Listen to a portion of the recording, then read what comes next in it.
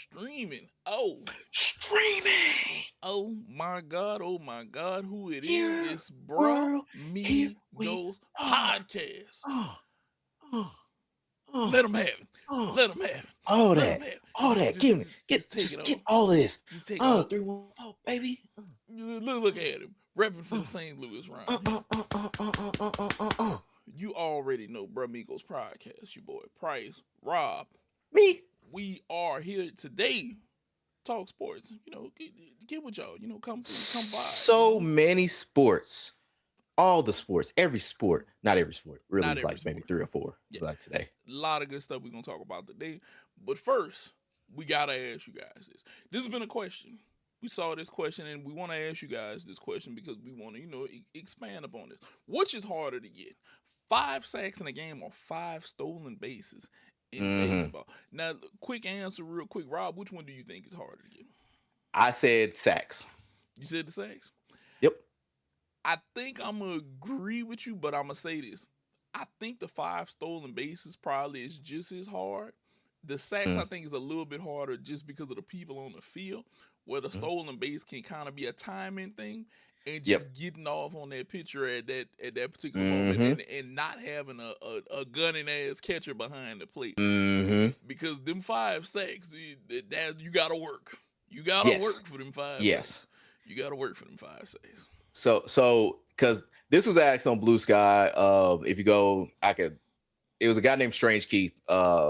His account, he had it a few days ago, whatever. But he basically posted a video where a guy said he was talking to his dad, and his dad played football. He played baseball. He said his dad got 5 sacks in the game. In high school, he got 5 stolen bases in the game in whatever part he was in. But so he asked which one is harder, and he said, and a lot of people on Blue Sky said the stolen bases, because I think a lot of people presume, and I think I get the presumption is that they think that like you have to get on base 5 times, like, which you don't. Like, the thing about the whole stolen base thing is you can get it in 3 at bats. Like, if you get on and you steal second and third twice, that's four bases. Then you just got to steal one more after that. And that's if you got the balls to steal home. Even if you're a woman, you have the ovaries to steal home. Yes. And so, like, if you basically like think about it, yeah, that's why I was like, yeah, stolen bases would be, or I'll say the stolen bases would be easier. Sorry, like it'd be easy. I don't know if I said harder or easy, but it'd be easier to get the stolen bases because of the amount of times that you can, like you said, they like, if you got to basically, if you time it right, you get a catcher that basically is going to throw it over second baseman or third baseman's head, or if they throw it at all. Because even if it's runner indifference, that's still a stolen base. Yeah. Like, and granted, don't quote me because I think that is still a stolen base. But it still is. Yeah, but you could basically steal a base, and you could it could be to where there is no throw, for whatever reason. Where there is a sack, is basically, the quarterback could throw the ball away. You might have somebody that's blocking you well. They might double team you. Yep. Like, there's more things that are in the way. Like, they can't double team you on a stolen base. Like, it's between you, the catcher, and really the person is you, generally the catcher, and the person is tagging. So all those things got to come into play for just that. Yeah. But yeah, man, like, and I actually looked it up. It's been 30 times or 31 times since the inception of baseball that there's been a player with 5 stolen bases. Now, in a game, at least. Now, in football, it's only happened 20 times. But the caveat is sacks didn't become an official stat until 1982. So there may have been other games where there's been more than 5 sacks, but it wasn't recorded. Now, Pro Football Reference, which basically recorded sacks from 1960 for whatever reason, because I guess they still tracked it then. They still had basically like that number as like the amount of sacks in the game and everything like that. But from the time that sacks became an official stat, let's say 1982, it's only been 17 times that like 5 players had stolen bases. A player had 5 stolen bases in the game. So it's about, like I said, the same in the same time period. But I still say it's harder. It's much harder to get those. Them 5 sacks. Yeah, Them those 5 sacks 5 is gonna sacks. be. Them 5 sacks is hell in the cell, though. They are hell in the cell for you to get that. because you could be a double team. You basically need to be playing the right offensive line to get away with it. Right. That's Right. my opinion on it. But we're gonna move on. We're gonna jump right into it. You guys, we have to talk about our NL Central preview because baseball is upon us. Spring training is winding down right now. And we gotta cover all of these teams. We gotta give you our opinions. 3 more days until opening day, baby. 3 days till opening day. Okay, Three of them that's things. 1, 2, 3, 3 of them things, baby. That's it. Just 3 more days and then opening day.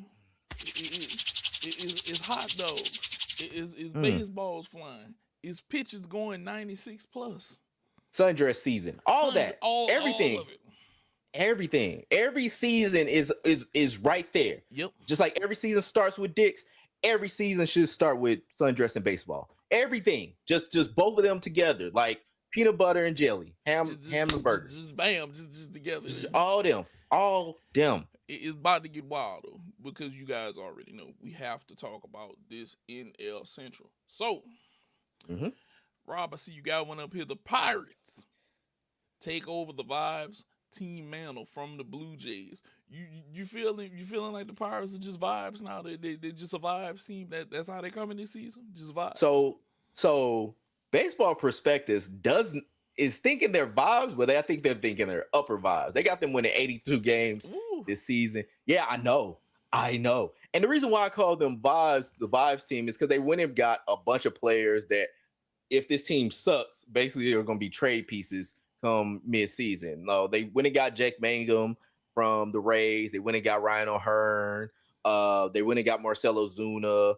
Like, they got a bunch of different players that is like Brandon Lau. Like, they got a bunch of different players that's like, the Pirates have not been a contender for a very long time. They have not been a team that you had to basically reckon with for a very long time. And I'm thinking the reason why they're going for a big push in with these free agents and everything like that is because they know fuck well they're gonna have to pay Paul Skeens sooner or later. Yes, they got some years. They got some years because he still got his 3 arbitration years. They still got a bunch. They still got a little bit of time, so they don't have to pay him right now. But people are thinking that he's gonna get paid pretty soon, 150, 200 million. All that. They're gonna pay all his arbitration years. Easy. Which he deserves. This motherfucker is brilliant. But be that as it may, they basically brought up Bubba Chandler, who was a number 1 overall prospect. Yep. Seth Hernandez, they're saying they're going to probably bring up sometime in the near future. They should have Jarrett Jones coming back sooner or later. They would have also got Gregory Soto, who probably will be a trade piece, especially when it comes to relievers at the trade deadline. Of course, still got Paul Skeens, Mitch Keller. Like, this is a team that, yes, can contend, but this thing called the Pirates, which they basically have been this team that just kind of been around. Like, they've been wasting Brian Reynolds' time, even though he really loves the Allegheny River or whatever it is. But this is a team that has pieces that, yeah, they can contend, especially when it comes to this Central, which is more up in the air than probably people think it is. But yeah, like, this is a team that if all these things work right and if all these things kind of go in their favor, they're going to be a major player within the NL. But it's not likely. I don't think it's likely at all because it's the Pirates. And at the end of the day, it's the Pirates. They got a whole bunch of people. Like, when I look at it, it's like they got a whole bunch of people that either were or are number 1 prospects when it comes to, like, Bubba Chandler, Henry Davis, Connor Griffin, who is the current number 1 overall prospect. Like, it's crazy. Like, just thinking about that. So I agree with you a lot. The one thing about this Pirates team is it has a high end ace, okay, in Skeens, but then it has other pitchers that were not exactly, they're not old guys, but they're kind of prime ages guys. You have a good prospect. You picked up a bat who had a down year in Marcelo Zuna. He only had 21 home runs last year. And the year before, 2 years before, it was 39, and he had 40. Okay. So I look at it like this. You picked up a bat of a guy who possibly could turn it around because he's de-aging. He could go crazy for you. It could be some wild shit. Um, Skeens is gonna be A's, probably Cy Young. It just maybe, just maybe again. Uh, I think the team is maybe middle of the road, but you said they said 82? 82. 82. 82 wins. That's why I'm like, that's a crazy way because I can't even think of the last time that anybody would ever project That's the just over Pirates to go. 500. That's literally Yeah, 1 over 500. yeah, Damn. yeah. Mm. That's what I'm saying. Like, it's nuts. Like, I maybe it is people kind of really like going into like Paul Skeens and thinking like, okay, this guy, of course he just won a Cy Young last year. Like he could really carry this team as an ace, and then like everything else is going to reverberate back. Also bringing up Connor Griffin, who everybody seemingly says is the real deal. Match that up with Ryan Uh, O'Hearn, with O'Neal Cruz, with Brian Reynolds. Like they have a lot of pieces. It's just that all these pieces they've basically been in the shitter for so long, which it lose to a team that we're gonna talk about in a minute. Not this guy, but a team that we're gonna talk about in a minute in the NBA. I'll just put that as a teaser.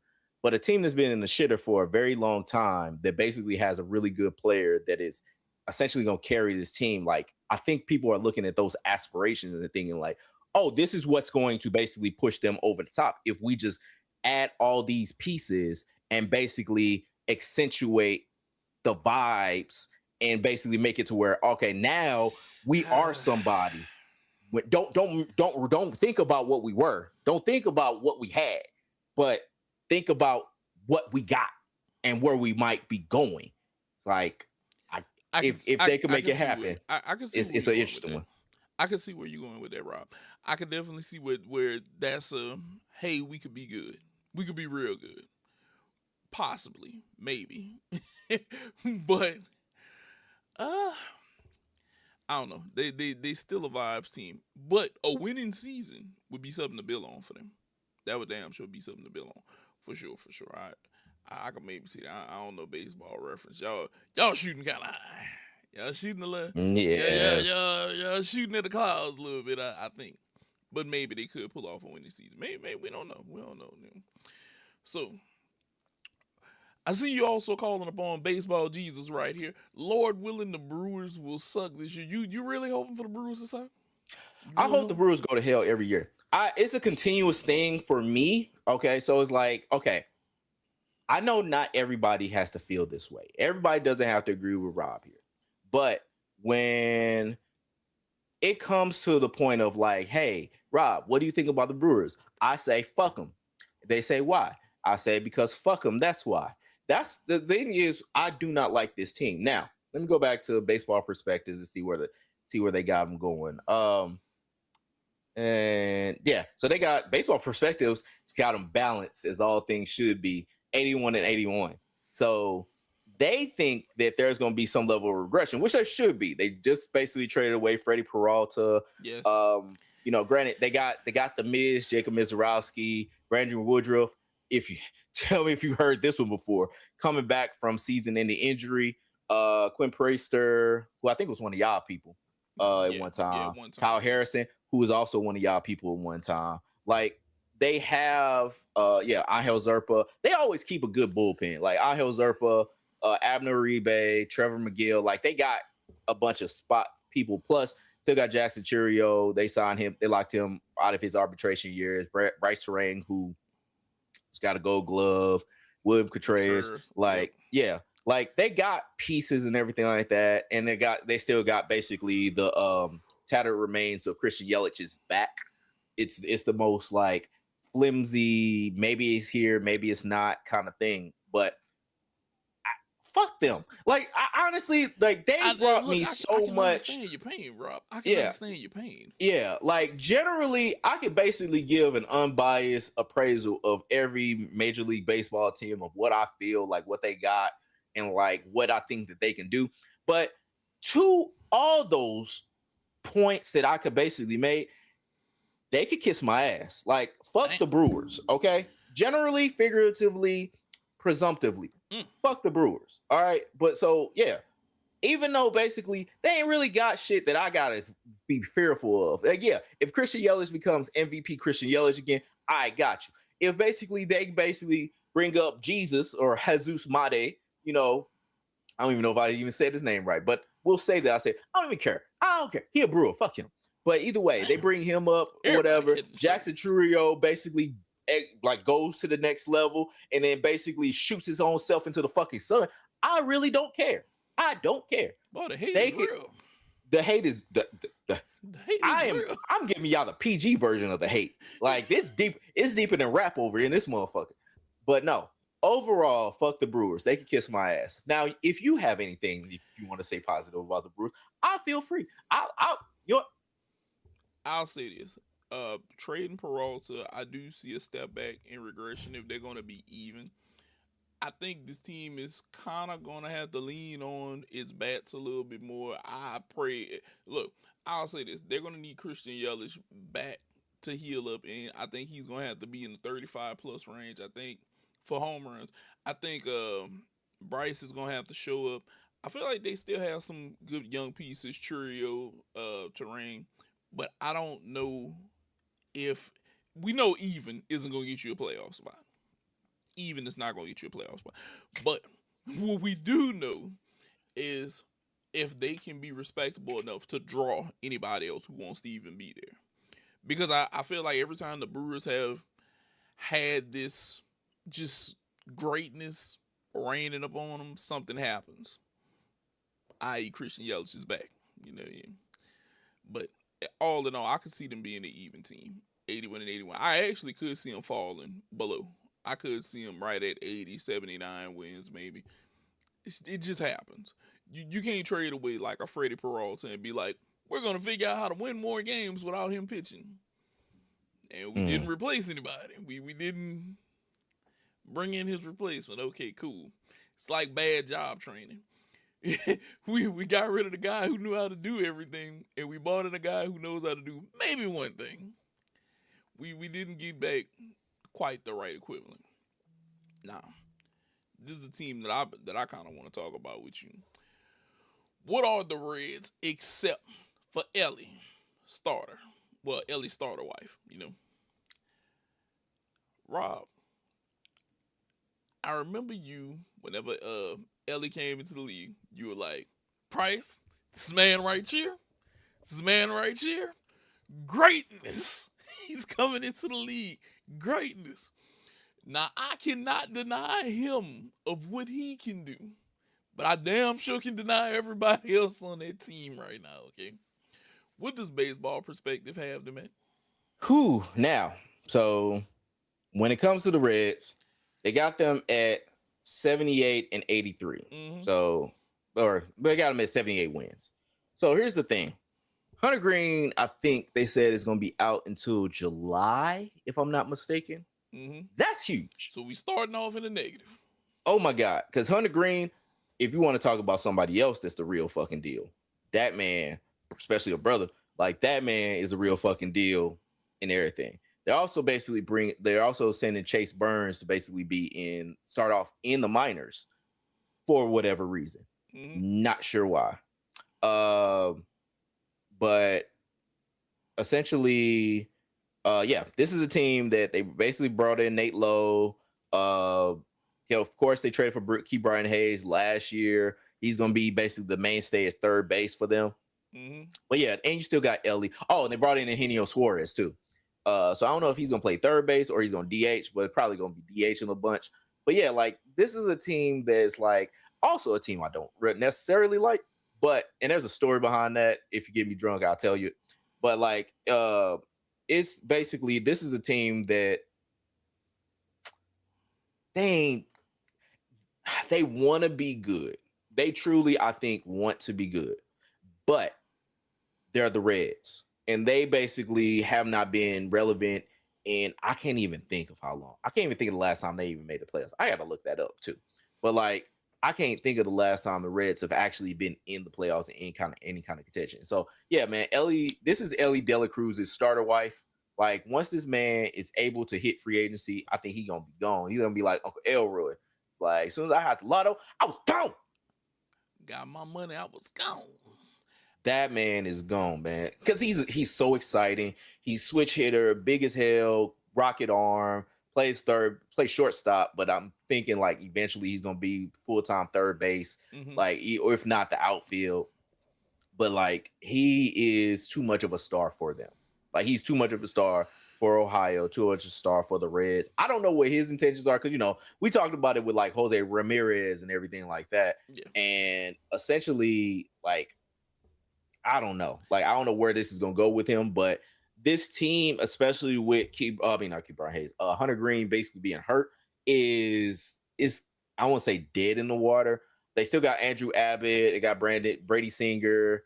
I'm thinking Emilio Bagan is gonna be their closer. They got pieces. It's just that they don't really have anything to like contend with the Dodgers, contend with the Phillies, contend with Mets, contend with the best team in this division, possibly the Cubs, which we're gonna talk about them next. But like, yeah, they ain't really got much. Like maybe if Chase Burns does come up and basically shows the fuck out like to his potential, maybe you got something because he was like a top 100 top 100 prospect. But and Nick Lodelo, he's cool. I like him, but not great. But like, yeah, Hunter Green being gone, being what the strides that he made and like where this team would be, that's huge. And I don't think they're gonna be having anything to really. They probably gonna be closer to like 75 wins, maybe 70 wins, if anything. So I got one for you right here. The Reds are like the book, The Tale of Two Cities. It was the best of times, it was the worst of times. And the reason I say that is because the best of times is telling you all of the shit that we picked up and how we got Suarez, a guy who hit 49 bombs. He can help produce runs. And then I'm gonna tell you about the worst of times. Hunter Green ain't coming back no time soon. Nah, it's not happening. Nah. You can think what you want to think that he may come back and that we may have a shot, but you have to get past the Cubs. You're going to have to get past the Cubs in this division. And I'll say this. Do I think they can get past the Cubs? No. Maybe because it's going to be somebody in the comment section, because there's always somebody. Somebody's going to tell me, yes, they have a chance at this. And look, I'm not saying that you're wrong, but I'll say this. Rocky had a puncher's chance, and he did beat Apollo. Eventually. He eventually beat him. But I think that they're looking to try to be as exciting as possible with Suarez swinging the bat, with Ellie swinging the bat. I think that it's going to be manageable pitching, so to speak. And we're going to hope that we can be above 500 and hope that we can kind of contend. And we can hope that the Cubs just, kind of crash and burn. And, the Hindenburg happened once. Maybe it can happen in the Major League Baseball again, and maybe you can slide in there. You never know. But do I think it's likely to happen? No, not at all. I don't see it happening. But just look, Angels in the outfield. The kid said, just maybe. Yeah. It's one of them. Maybe this could happen. Maybe it could, but I don't think so. Not in my opinion. Now, as we're moving on, the Cubs, class or ass for the division. I'm gonna help you out with this one. I'm gonna go ahead and call them class. I'll say this: the Cubs are a team where I feel like they're built well enough. Okay, I don't know if you saw Dylan Carlson's solo home run the other night. He plays for them now. Yeah, that man has been passed. That man has been passed around. Look, no, wait. Who is he playing for now? Cubs. Dylan Carlson? Yeah. My sweet baby Dylan? Yeah. Hold on. I'm not seeing him. Okay. Good for him. He hit one in the six. He won in the six. Good for you, Dylan. Yeah. He put him up in the six, and I was like, God damn. I like, look at Dylan swinging the bat, goddamn it. Man, look. Okay, so because this is gonna come up I guess he was a non-roster because I had to look it up. He's a non-roster invite.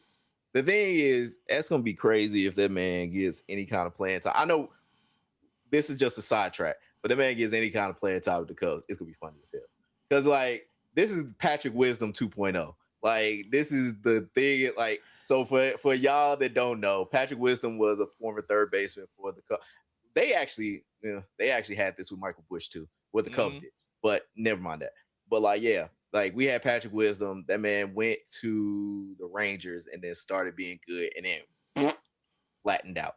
But yeah, like I could go on. I could, you know what? I interrupted you because I could go on forever about Dylan Carlson. But yeah, Look, solid pitching there. Matthew Boyd, Edward Cabrera is there.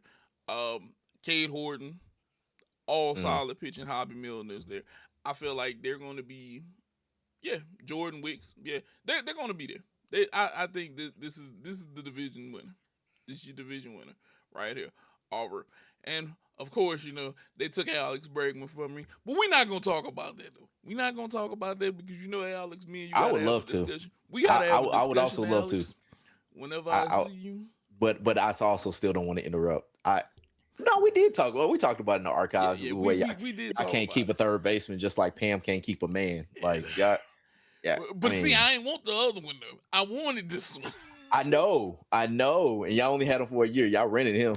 Like look, it wasn't your girl. It was just your turn. Yeah, pretty much. But they solid hitting. Nico Horner, Matt Shaw, Dansby Swanson is still there. Of course, Pete Crow Alonso.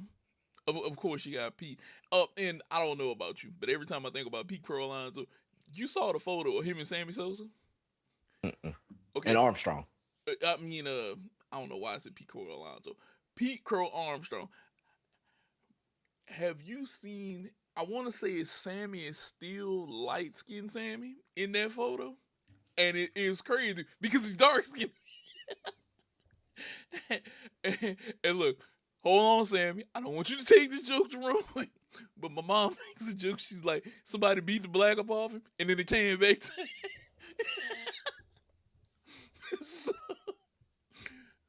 so every time I think about Pete Crow Armstrong, I think about that particular photo, and I'll be like, and Black finally came back after they beat him.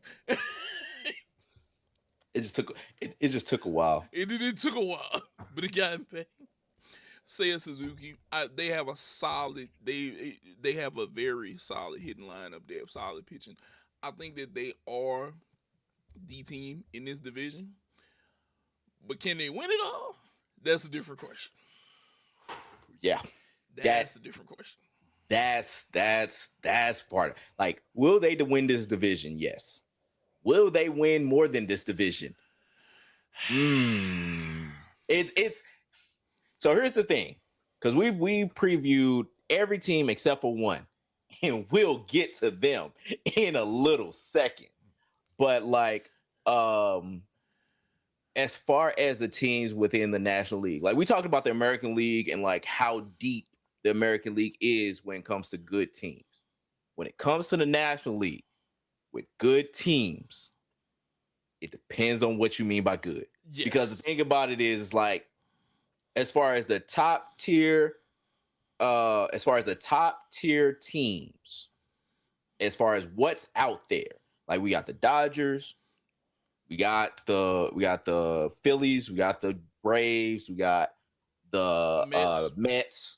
Like, throw the Padres in there too. You could throw the Padres, but they've been flimsy, and that's really it. Like, you can believe in the Marlins, you can believe in the Brewers if you really wanted to. You can believe in the Giants, but there's like some top tier teams, and then it's like a lot of like wiggle room. It's kind of like the Eastern Conference where we are with the NBA right now. Like, it's a lot of wiggle room. So yes, like when it comes to like the top tiers, you got the Mets, Dodgers. In my opinion, you got the Mets and Dodgers, and then you got kind of like a lot of just everything else. Yeah. And I'm gonna be real with you. Whenever you was naming them, I was like, "How dare you put the Mets before the Dodgers?" Because in my head, I know that you're not naming them, but in my head, yeah, it's Dodgers, Mets. I'd say Phillies, Phillies, Padres, or wasn't what to me. And then after that, it's like, okay, Yeah. rest of y'all And, got to fall in line. and so where I got the Cubs slot is that number 3, because when I think of like the Mets and the Dodgers, I think of like the more balanced teams, like the teams that like, okay, you got a lot here and a lot there. I can't, there's things I don't necessarily question about you. See, like with the Phillies, I don't know about how consistent their bats are going to be Yes. throughout the season. And I don't know about it, and not only their bats, their health. Because when you talk about Bryce Harper, when you talk about Trey Turner, you got guys that are basically they're here and they're there. Yeah. They're here and they're They're not. high in Ferraris, though. They're high in Like, Ferraris. but that rotation is mean. That pitcher staff is mean. Yes. That is a very vicious pitcher staff. But it's like, I don't know about their long-term health. When we talk about the Padres, it's really more just the past history with what they've done. And essentially like, kind of like what we talk about with the Pirates, where it's like you have, but on the other end, like you have talent. You have things that I can look at and empirically say you have some of the best players in Major League Baseball, like when you talk about Fernando Tatis Jr., those kind of guys. But you also basically had some failures where it's like you don't really go over the edge. You don't basically go to that next level to say how good or live up to the potential of like what you are. Like when they had Juan Soto and stuff like that, like you don't go to that next level and then basically show me that you are one of the best teams. Kind of like Josh Allen in a sense.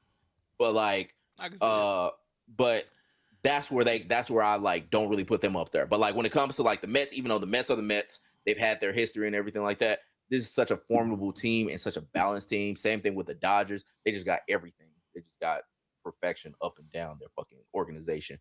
But it's like, those are what I'll basically say the criminal crime. The Cubs right here is like, yeah, like that still upper tier. They're right there as far as like, to me, the third best team in the whole National League. Like you just talked about, they got Eric Cabrera, Shota Imanaga, Matthew Boyd, they got Michael Bush, they got Pete Armstrong, they went and got Michael Conforto, whatever that means. They still got Seiya Suzuki if he can stay healthy. And see, that's the problem with this team. It's a lot of we're in the middle good, and we have health problems at certain positions. And look, if they had a killer rotation, I think we'd be pushing them more towards that Philly slot. We'd be pushing them more towards the, hey, y'all pitching is so goddamn good. It's like, it is what it is. Yeah. Oh, I see you in champion the Chad Wildcats winning it all, Arizona. Oh, you're a Wildcats fan? Shout out to you, bro. Shout out. Look, trust me, we're gonna be tuning into the games like right after this. But no. This is a team that I think can win it all for at least the National League. I think it can win the National League, but can it beat the Dodgers or the Dodgers or the Mets? No. I don't. They got a puncher's chance, but I don't think they can follow through. Like I said earlier. But it's also fuck the Cubs a little bit. Like I said earlier, Rocky beat Apollo in the movies eventually. I don't think that's happening with them. I don't think the Cubs would beat out the Dodgers. I don't see that happening. It would have to be such a hot streak, and the Dodgers would have to be on such a downturn for them to get through this. To me, it's like this. Do I think the Cubs, whenever I think about that matchup, do I think the Cubs can be higher than the down Dodgers? Okay? No. The Dodgers sit on their wallet and they're still higher on a downturn than the Cubs be alive. I mean, yes, the Ricketts got money though. Yeah, but they not spending money though. That's the thing. And I remember listening to an interview with Andrew Friedman, and he basically pulled out, he was like, hey, of these other teams only spending like 30% of what they got to basically bolster their roster. We're spending like 70%. Like they do, even though they got a lot of money, they allocate it to their baseball. Where motherfuckers would be like, they like the gif of the Dave Chappelle with his money like from the Oprah segment where he's like, yeah, Like that's half how they are. half of them are gonna hold this money forever, and we're not gonna get anywhere. So if you're not spending money in baseball, you're not gonna see the turnover that you want. The Dodgers are showing you the turnover of money, attendance, championships, just an abundance of talent on the field. They're showing you what the turnover is if you decide to spend money. Cubs not spending no damn money. Like you I like said, that. Dave Chappelle, don't don't take my money. Yeah. But it is what Now, it is. I mean, the what I will say is, as far as like within payroll, it looks like the Cubs are number 8, so they do have a chance. Like you got to be in the top 10, base. Well, not got to be, but generally the top 10, anybody in the top 10 in baseball when it comes to payroll wins the World Series. They don't really find anybody outside the top 10 to win the World Series. They ain't got to be number 1. They just got to be in the top 10. Yeah. Like it's been a bunch of 5, 6s. It's been some. I mean, of course, number 1 the last couple of years. Well, no, number 1 last year. I think the Mets was like the year number 1 the year before. Yeah, I but think so. essentially, yeah, like you basically got to be in the top 10. Okay, now for the last team in this division that we're going to cover, and then we'll be covering every Okay. team in baseball All right. over the past All few right. weeks. Your St. Louis Cardinals. Rob, how do you feel about your Cardinals? Okay. All comes down to this. We've gone through all 29 other teams. 29 teams that have great things, they have negative things, they have things that you can aspire for, they have things that you can very much criticize. Like there is so many things, so many ways I can basically talk about each team when it comes to Major League Baseball. And I see a lot of people talk about Cardinals and like what they're doing and how they're acting, reacting, especially with the amount of trades that we had this offseason when we talk about giving away, essentially giving away Nolan Arenado because we're still paying them still most of his money. Mm-hmm. Trading away Sonny Gray and Wilson Contreras, like giving them just a lot of just stuff that we had that we used to basically go, and push for the future. Basically giving away got a lot of spots. We did bring in Dustin May, from your beloved Red Sox. Yes, you did. Because of the person right over here. No, right over here, Mr. Kane Bloom, who was a former Red Sox executive. He's replacing this guy, John Mozeliak, who is the president of baseball operations. So this is a whole new era for Cardinals baseball. This is going to be the first season without Mo in a very long time. It's been Cardinals fans. It's been a long time in Mo we trust. Very, very long time.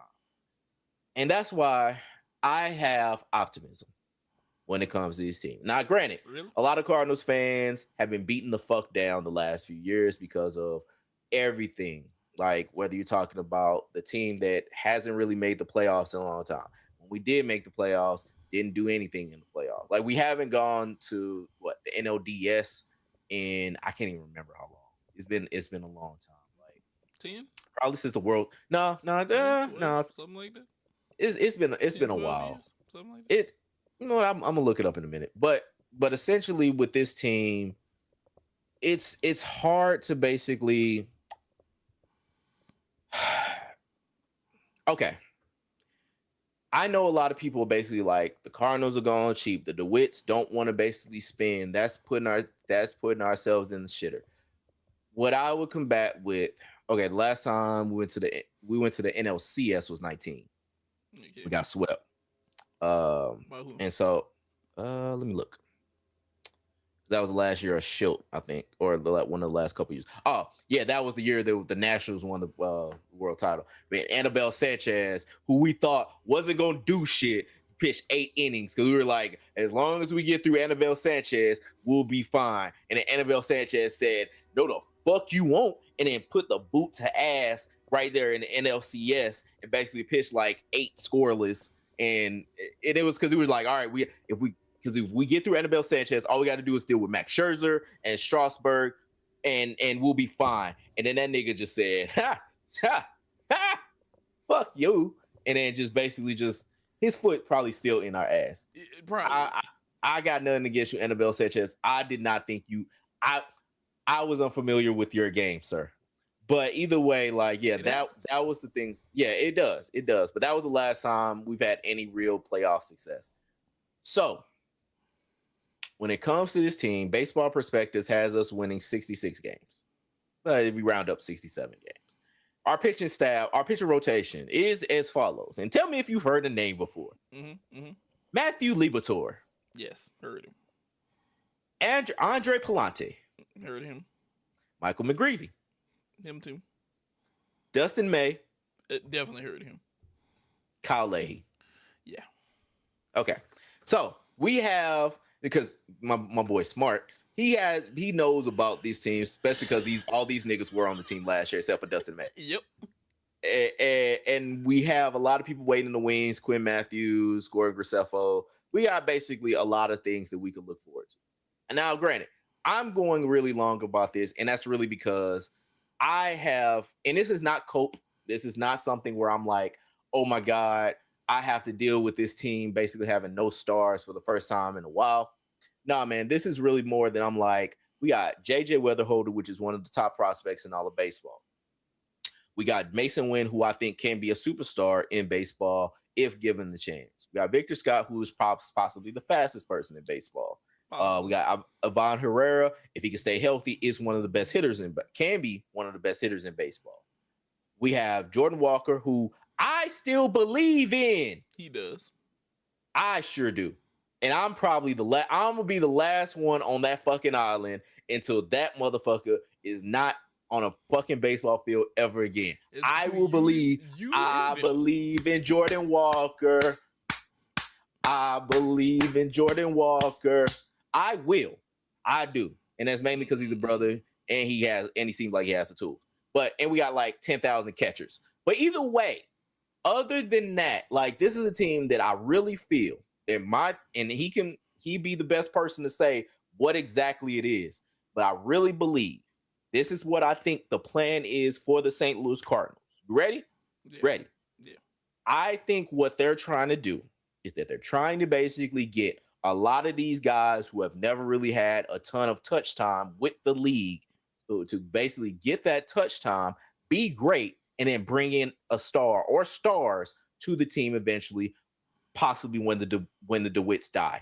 But either way, they will basically go, because we did it before. We brought in Paul Goldschmidt. We brought in Nolan Arenado. Mainly because the demise of the owners is wild. Well, prove me wrong, DeWitts. Prove me wrong, Bill DeWitt. All right? Because look, like I was going into, we got the Arenado trade basically for nothing. Like, we traded away a bunch of bullshit and got Nolan Arenado. We also signed Paul Goldschmidt around that same time. So it's not to where they haven't gone out and been aggressive to get players that are worth a damn. Paul Goldschmidt won an MVP with us. Nolan Arenado was in the top 3 in that MVP voting that same year. So it's not like we never did it. But I think the thing is, we had to get them out of there in order to get even though he's not great, but these guys, he won a Silver Slugger last year, Alec Burleson, yeah, and the JJ Weatherholtz, because there was no real spot for him because we had to trade away Brandon Donovan, which is another guy we had to give away. But we got City J. Like, we had to basically move guys that were worth a damn to basically give guys who we think could be possibly better than them a shot and actually touch time within the league. Is this year going to suck for us? Probably. Do I care that it sucks for us? No. And the main reason being is because if we got to basically give guys that are younger more time in the league to basically get in front of major league pitching, in front of major league talent, to then become better major league players, I think it's worth that sacrifice. Plus, I ain't paying for tickets at Busch Stadium anyway. But I think this is a good thing for the team overall. It's a bitter pill to swallow, but we've been swallowing bitter pills for this fucking team for at least the last few years.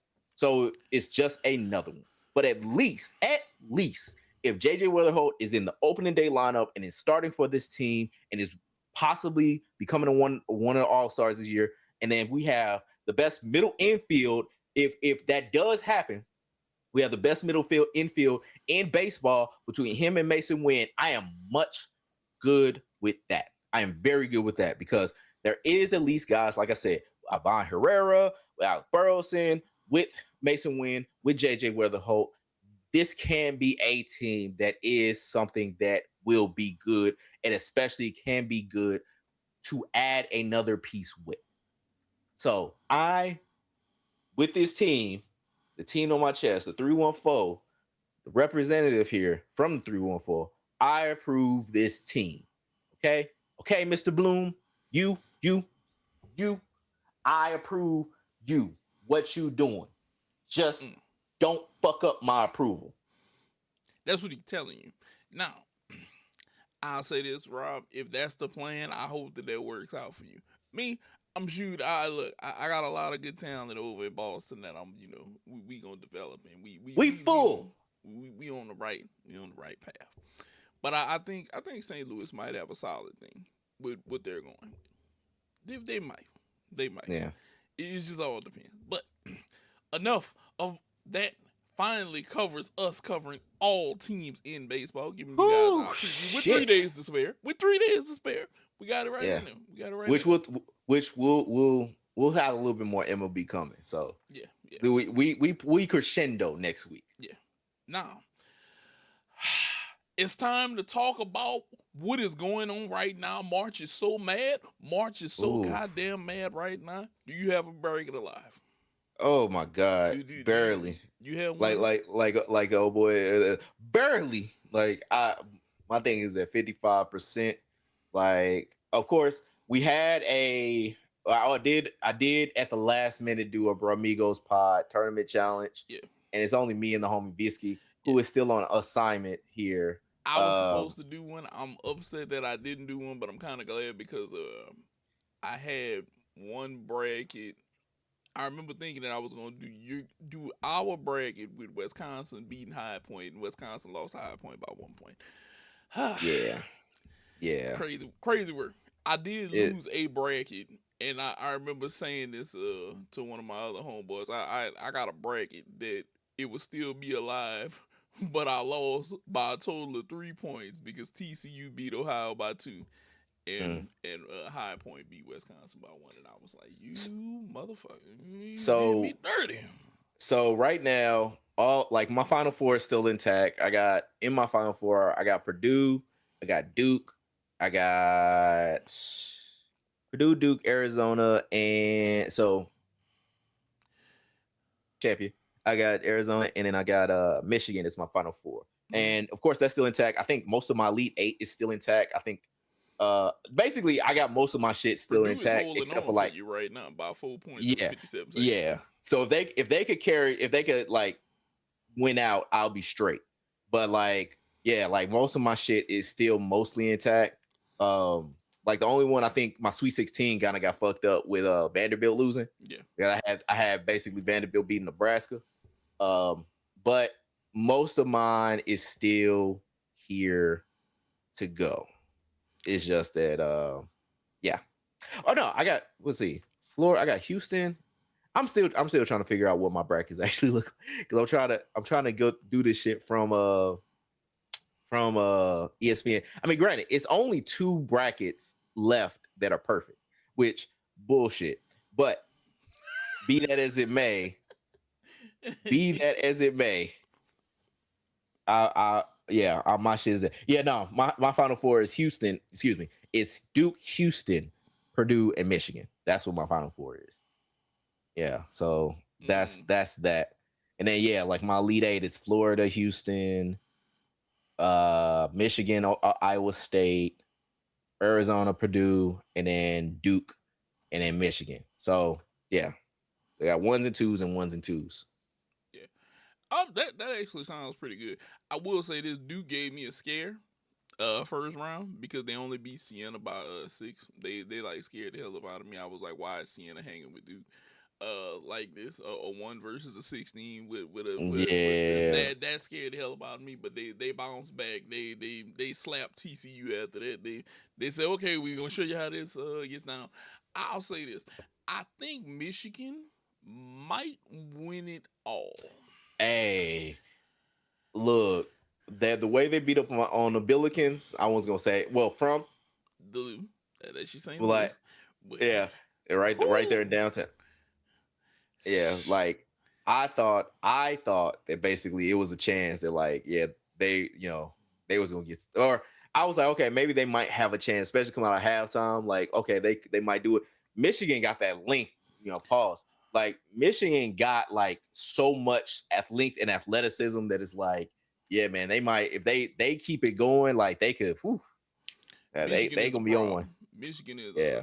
Michigan is a real problem, but we're gonna see who they play to win out of Texas Tech and Alabama, which I think that's gonna be a close game. That's gonna be a real close game right there, because Alabama don't play no goddamn defense. Mm. Alabama is a bunch of offense. And I like to think Alabama is James Harden in team form. Ole.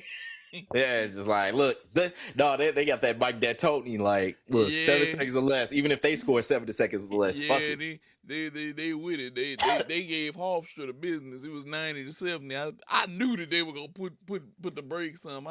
Bama's one weakness is they're not playing defense. Bama does not play no goddamn defense. Where Houston plays a shit ton of defense, and that's how they stack.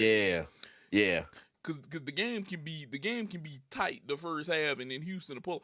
The game was kind of tight first half between Houston and Texas A&M, and second half Houston was like, okay, this is the point where we throw our head back and laugh, just like on the Georgia Jungle movie. And it was because it ended.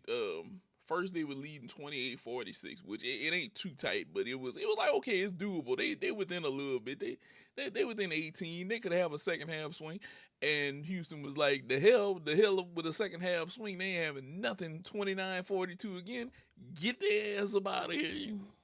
Real shit. I didn't realize that shit was from Georgia the Jungle. I've only seen like the clips and like the gif. Like I ain't never knew that shit was from Georgia the Jungle. I have watched so many movies. I can tell you quotes between me and House. Shout out to House. We have probably watched so many movies and know where so many quotes come from. And it's like, you remember that? And I was like, every time I see that meme, I'm like, that's Georgia Jungle. I remember this movie. But Houston is crazy defensive wise. They hang their hat there, and they've been, to me, a little bit better on offense this year. They are crazy good. Yeah. And today we still got Kentucky, Iowa State. We still got Tennessee, Virginia. We still got Texas Tech, Alabama today. We still got Florida. It's a good amount of games today. Which I think Florida probably about to gap Iowa today. I'm sorry, Iowa. It ain't happening for y'all. And Purdue managed to hold on 1-10. Look at them. Look what they doing, saving that bracket over there. Arizona and Utah. The guy who just had here, he was Arizona. He said Arizona winning it all. I think that they're probably gonna put the brakes to Utah tonight. Probably by 10 at least. St. John and Kansas. People want to see St. John win because Cal is over there. It's gonna be him versus Duke again. This could be interesting if they. I think St. John might pull it off. They might beat Kansas tonight. That could be a real good one.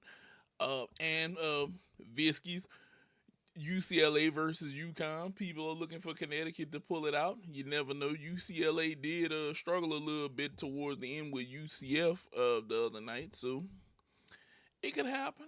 But March has been mad. March has been extremely mad, but it's all great.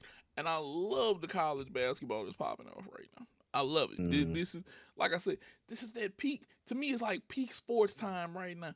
We got a little NHL going. We got MLB about to come into the fold in 3 days. NBA is kind of reaching seasons and about to go in the playoff. It's just a lot. Just take it in. Just take it in. Just take it in.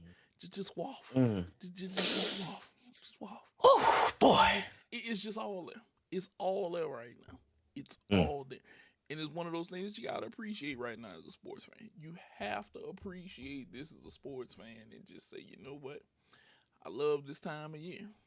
Hell, then look in the real world, sundress season. You can look at all the women right now. It's an amazing time of year right now. You cannot deny it. Mm-mm. You can't deny it.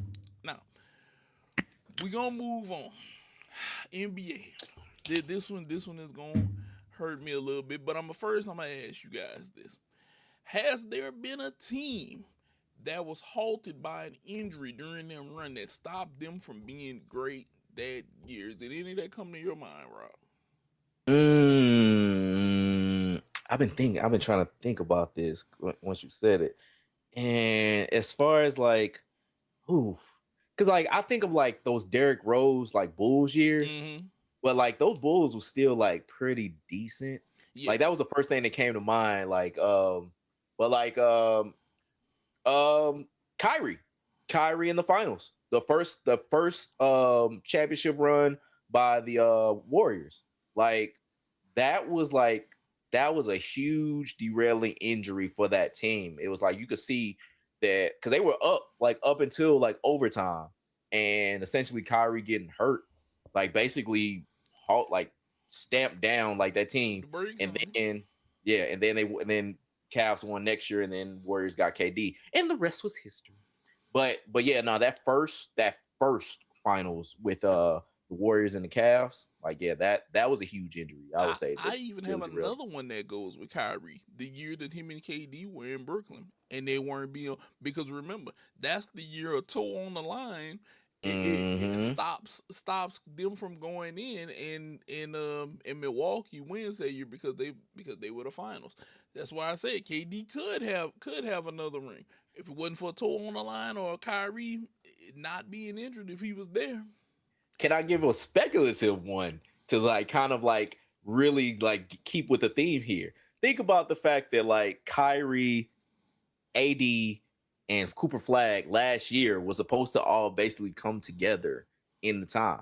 Think about if that team had Kyrie and Anthony Davis and Cooper Flag basically running from the 1-3 and possibly the 4-5.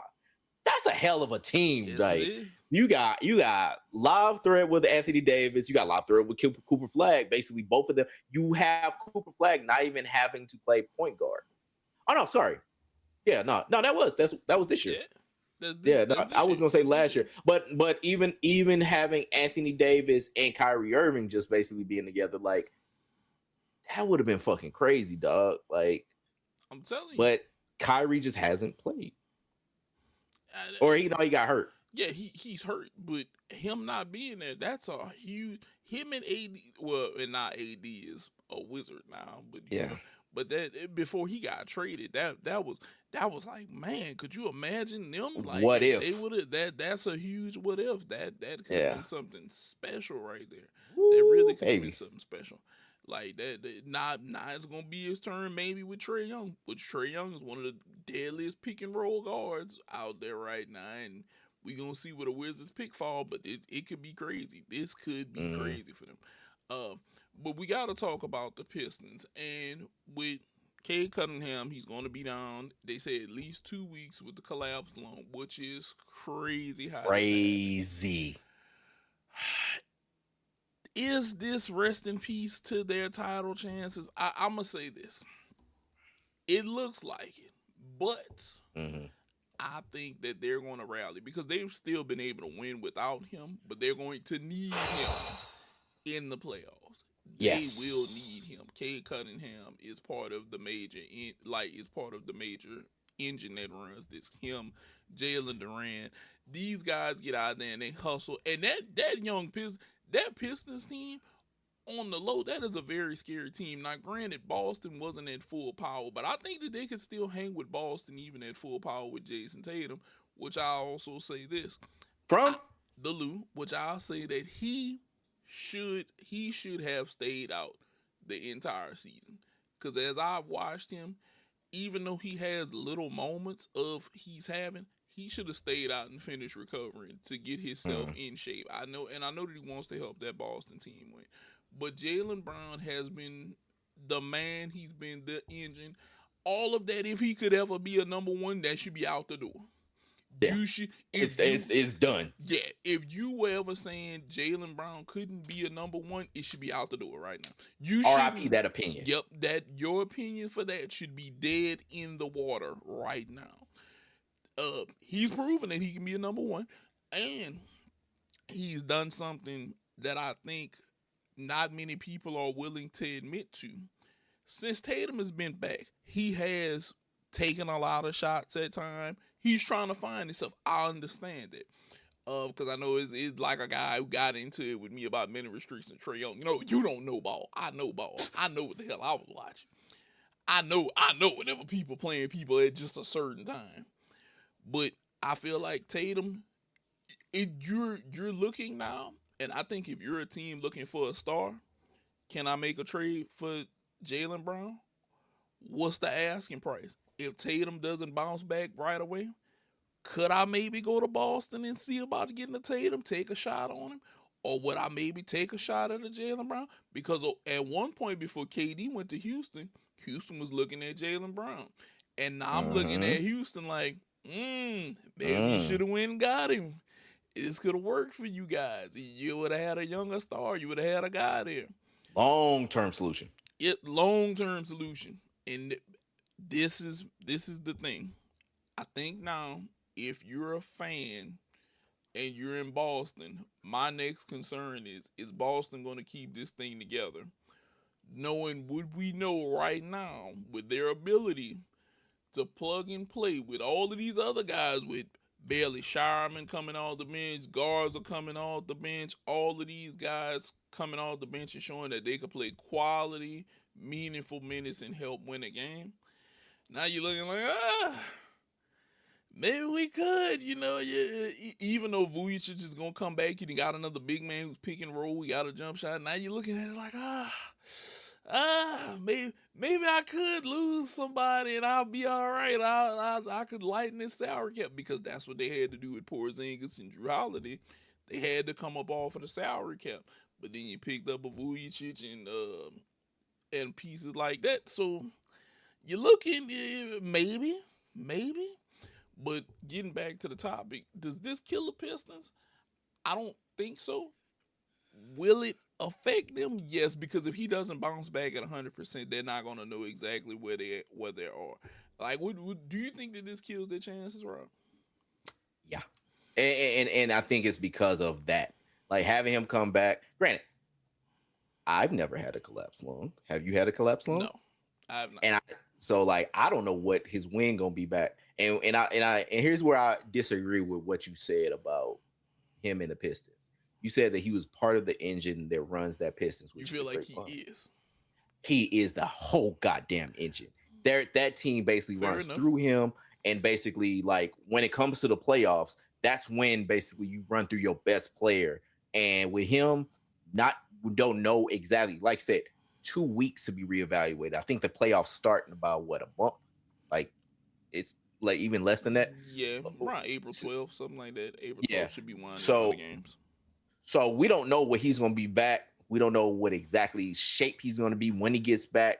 I don't even know what happened with his collapsed lung, to be honest with you. I don't know what collapsed his lung. I don't know if it's like a Tyrod Taylor situation or what.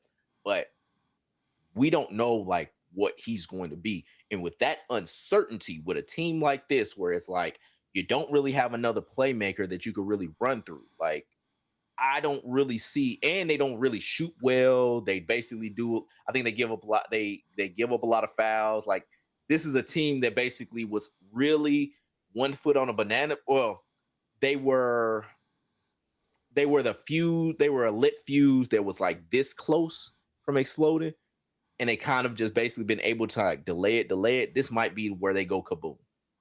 Like, I ain't saying they're gonna get swept, but I can really see them getting swept, whatever series they're gonna be in, especially because they're gonna be like, what, a 1-2 seed, something like that. Yeah. Like, yeah. So, like, depending on who they're going against in the first round, like, I could see a sweep if Cade Cunningham doesn't go back to being the MVP caliber guy that he is. And I have a little bit of skepticism if he's gonna be able to do that, especially from a fucking collapse lung.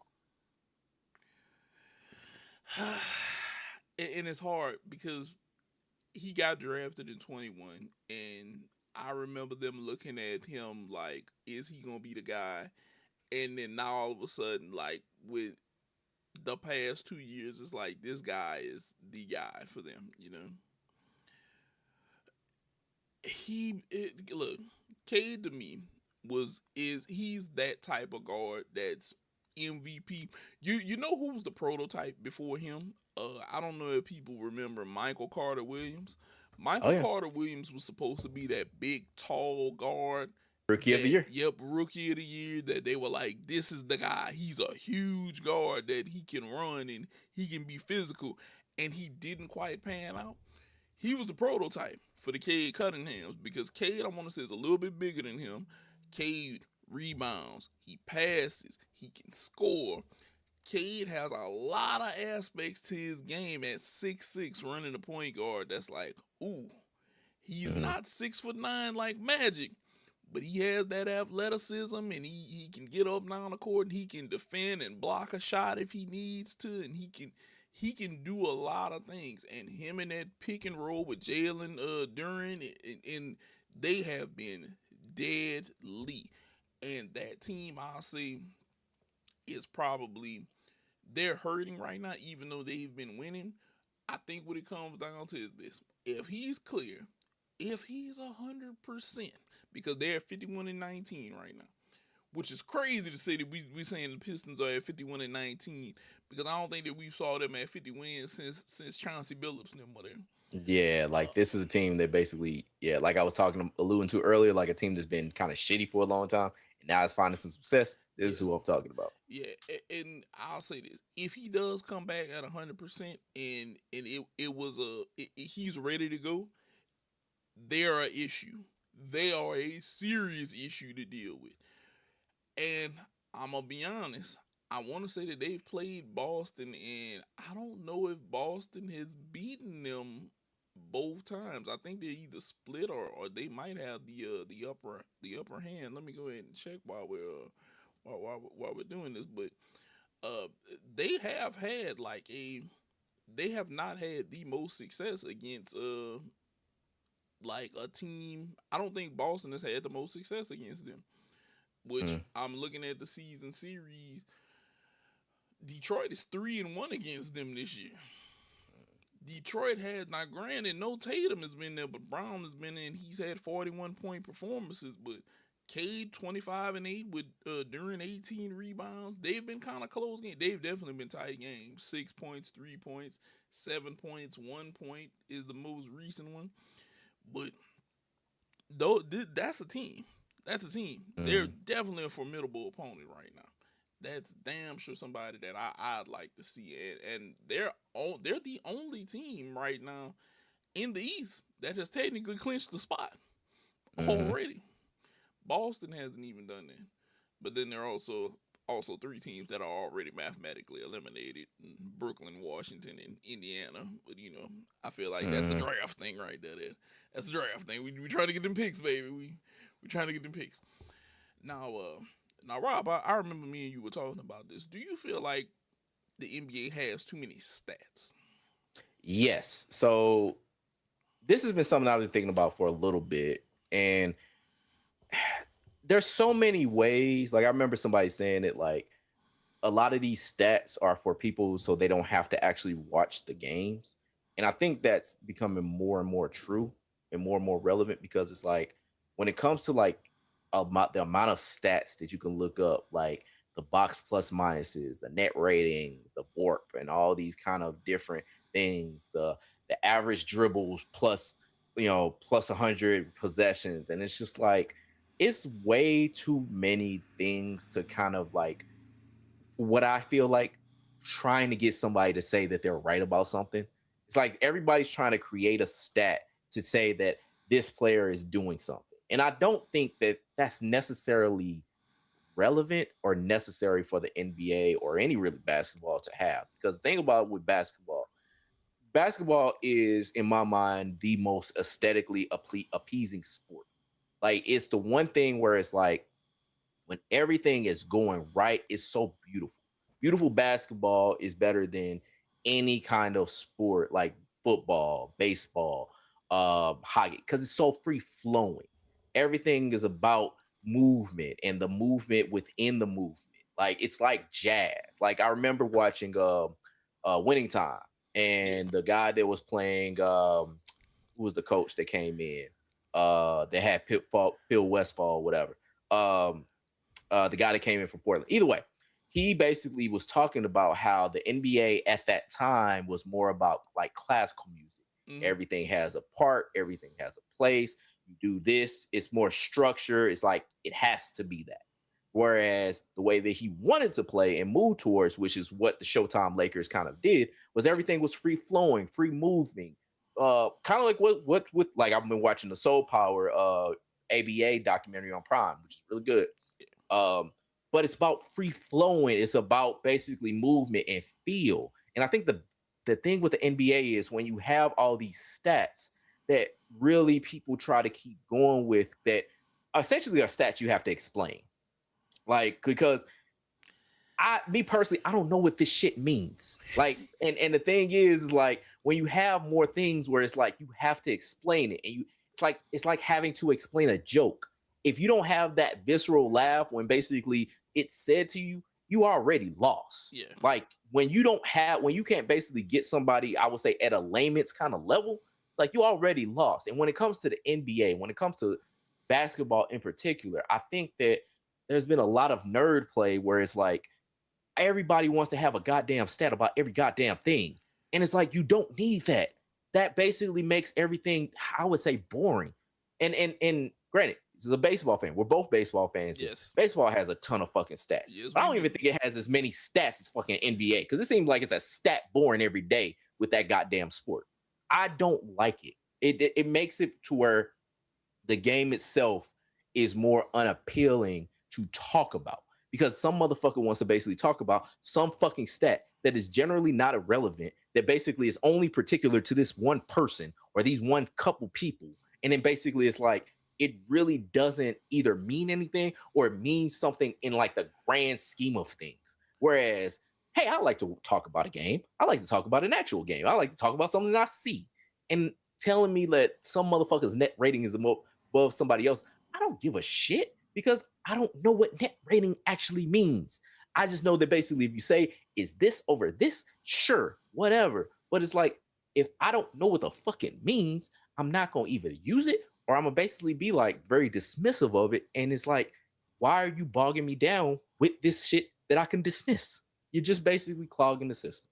So yeah, NBA basketball, trim down your stats because I don't think you need them. And I think you need to basically emphasize the actual games itself instead of trying to make another fucking thing where somebody doesn't have to pay attention to your fucking sport. I'm gonna give you a quick rundown on why I think there's so many stats. You remember the Boondocks episode where he said there are known knowns and unknown knowns and unknown unknowns? They're trying to pull out the unknown unknowns for us to have a stat for to show you why this is happening over here.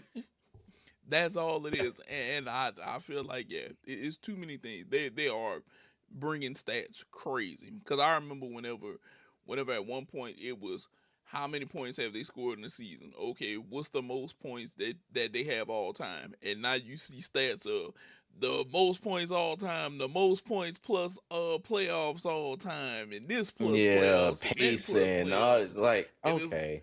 it's like, are we just bringing this up now because are we trying to accelerate things? Some of it I think is marketing. Some of it I think is they just trying to throw another stat out there. It is a lot. Yeah, and part of it, like to your point, like it is trying to basically kind of explain the past because I know like when it came to it was Tom Haberstroh, like he does a basketball Illuminati, a great podcast as well. Mm, He was talking about the different paces of play when it came to like Wilt getting his 100 and like with Bam Adebayo and Kobe and stuff like that. And he's like the pace of play back then. The reason why you had like the 140 and 160 scores is because they were just up and down the floor all the time. I get it with that kind of stuff. Trying to basically make it to where it's like you get the conceptualization of what the different like time periods were, and like yeah, because he was talking about like with how how Oscar was able to average triple doubles in average a triple double in the seasons because of the pace of play was just so crazy. But it is also to where it's like they bog down with other things where it's just like, dog, I don't need this. And you just it feels like I feel like KD when he basically said, I don't want to basically have a hoops conversation and need a spreadsheet. Like, I don't really need that. And I'm not the biggest basketball fan either. Like, I love baseball and football. I like basketball. But like, I don't really want to have a fucking spreadsheet to talk about the fucking sport, dog. Yeah, we we, And we really don't. I don't remember algebra either. Not a lot, not a lot. Hey, I got 2 degrees. I don't need that fucking shit. Well, look, once you obtain this, look, I don't need this anymore. That shit is that those days are done, buddy. Like, That shit is out of here once I get this. But the next two things I really want to talk about real quick. The Lakers, it seems like they've caught fire at the right time. Luka is on his shit. LeBron has had probably the best game I've seen him have in such a great time where he shoots 90%. Um, the Lakers on fire at the right time, but do we think this is sustainable for the playoffs? I'm gonna be honest with you. I think this is the right run for them to get a good seeding to face a lower team.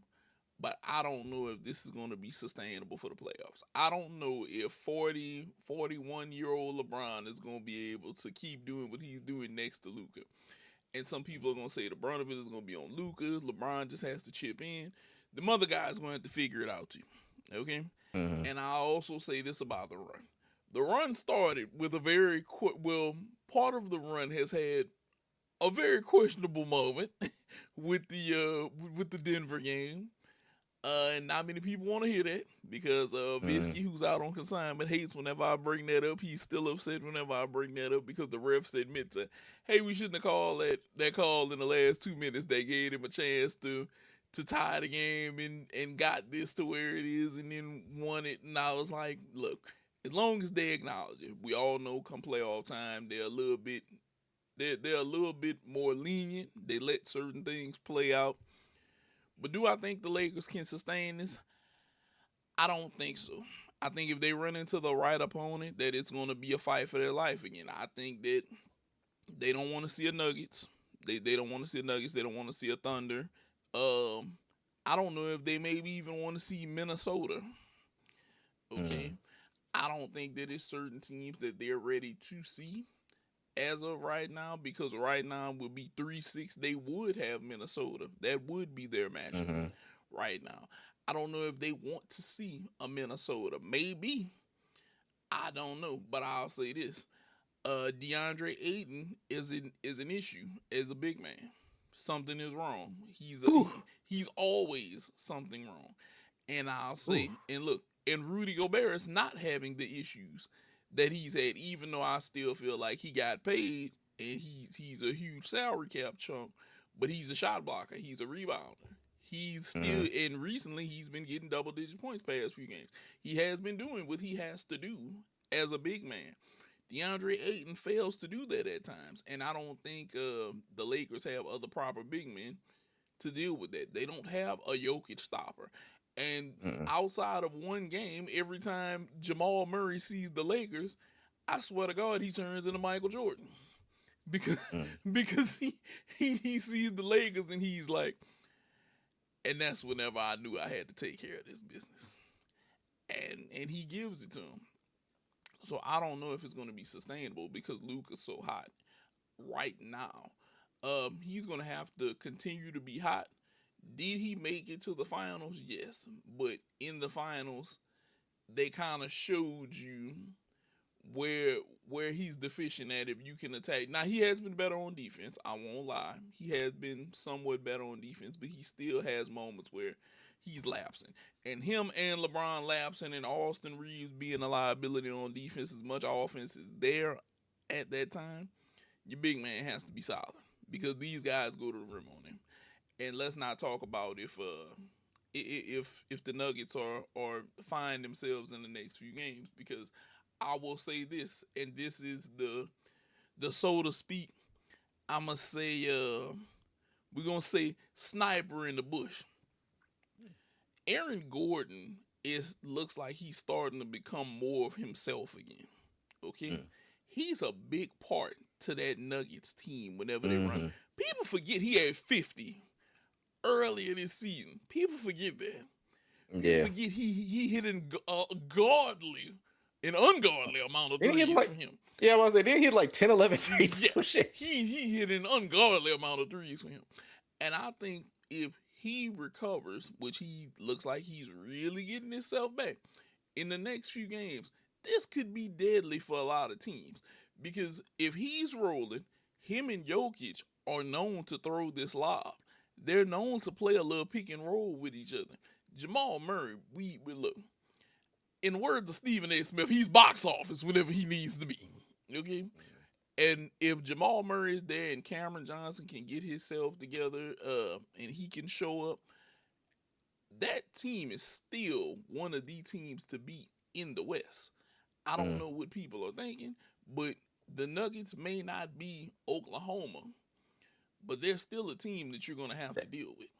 But they're a team that basically took Oklahoma to 7 and just did not Yes. have it work out. It's like they can beat Oklahoma. And let's not talk about San Antonio waiting also. With Wemby, that's another team. Houston look like they're trying to finally figure something out the other night on offense. They're trying to find themselves.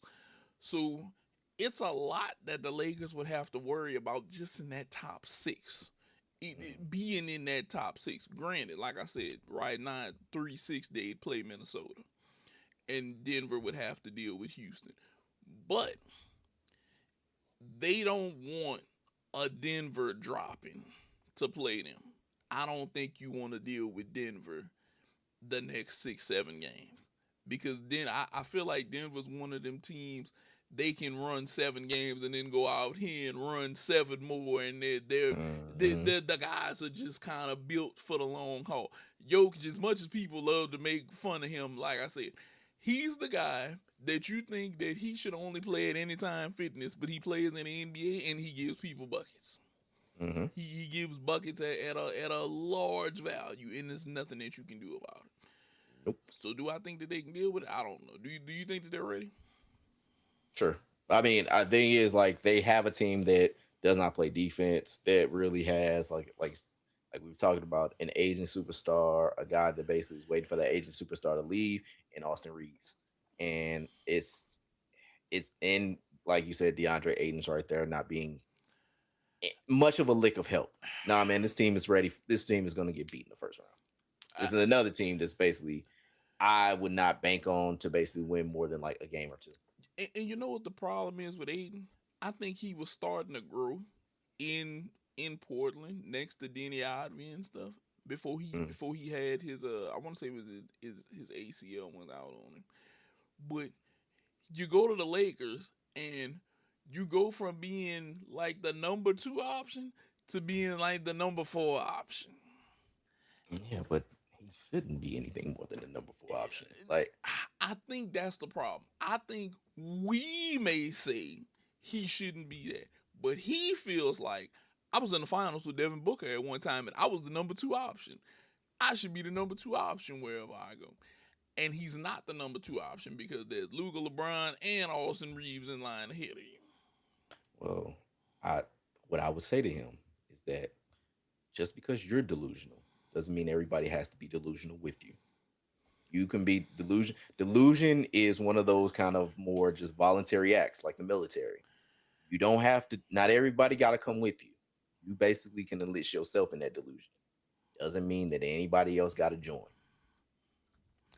So,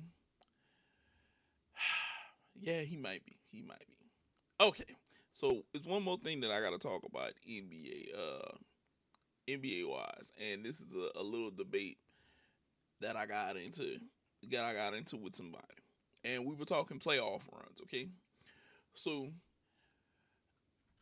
I said, and I will say it again, the Dallas Mavericks 2011 playoff run, I think Dirk had the hardest and the best playoff run that you could ever have to get to a title. Okay? And I will explain. Okay? So the Mavericks pull up. Okay, they get on the scene. First round playoffs. LaMarcus Aldridge now. Okay, that's who they play. On that team, LaMarcus Aldridge is there, Andre Miller is there, Marcus Camby is there, Wesley Matthews, Gerald Wallace is there, Nicholas Batum, whenever he was a force coming in the league, that was the first round. Brandon Roy was there. Okay, that was a hellified Portland Trailblazers team that they played. Okay, they wind up beating them. Okay, then we go second round. Do you know who they wound up playing? Lakers. Lakers. Not just any Lakers now. Let's be real. Kobe Bryant, Derek Fisher's back, Paul Gasol, Andrew Bynum was there. As much as he likes to be called Metal World Peace, I'm not going to call him that right now. Goddamn Ron Artesta's there. Okay, Howard Cosell. Lamar Odom, Shannon Brown, Matt Barnes was there. Steve Blake was there. Not only did they beat them, but they swept them. They packed them up. You did pack your ass up. Go ahead. Okay. Then after they beat them, Baby Thunder, the athletic Baby Thunder, Serge Ibaka, not Ibaka, because he was blocking all kind of shit back then. Russell, Kendrick Perkins, Thabo Cephalosha, whenever he was worth something. Kevin Durant, Nate Robinson is there. Nick Collison is there. That's James Harden is there. That was a hellified Thunder team, okay? They beat them, okay? And then, to cap it off, they beat LeBron, the Heatles. Bosh, Wade, LeBron. And they packed them up and put them away. And they did that all with the Mavericks team of Deshaun Stevenson, Jason Kidd, Dirk Nowitzki, Sean Marion, Tyson Chandler, Jason the Jet Terry, Corey Brewer, J.J. Barea, Pager, who was a sniper, and Brendan Haywood. Okay?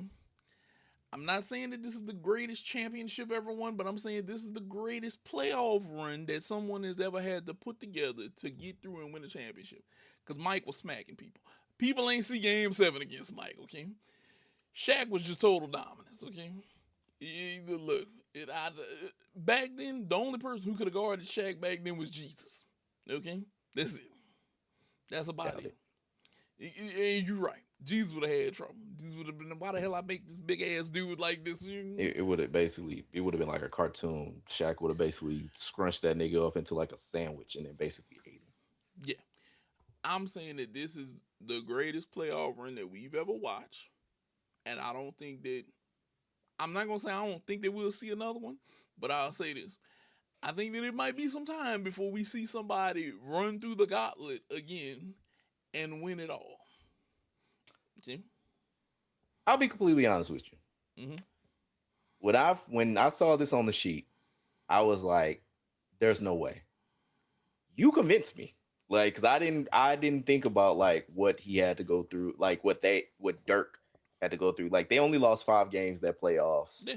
and like you said, Marcus Aldridge, Kobe and Powell, and the Baby Thunder, like, and to then crescendo with the first year of the Heatles. Yeah. Like, and that was Brandon Roy, drop your ass off, give you 30, 40, and you got to deal with him and LA. And LA was stupid athletic, stupid post game on him. He had the mid-range jumper. And the reason that I tell people that this isn't a debate is a guy told me, he said, well, Mike's run against Detroit. I said, well, here's the problem with that, bro. Mike was smacking people. Okay?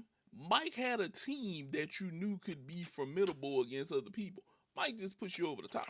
That's it. Mike puts you over the top. Mike is I'm not gonna lose, and that's why I'm so good.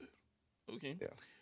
But Dirk didn't have another bona fide superstar. He had a bona fide floor general in Jason Kidd. This is true. Mm-hmm. And he had Sean Marion, and he had people that played their role very well. Okay? Mm-hmm. He had high-end role players, and he was the star. Okay? Mm-hmm. And then he went and faced 3 dudes who were stars and managed to beat this. Because outside of maybe, and some people try to pick this apart and say the Baby Thunder, that Thunder team was crazy. to say how young they were and how good they were.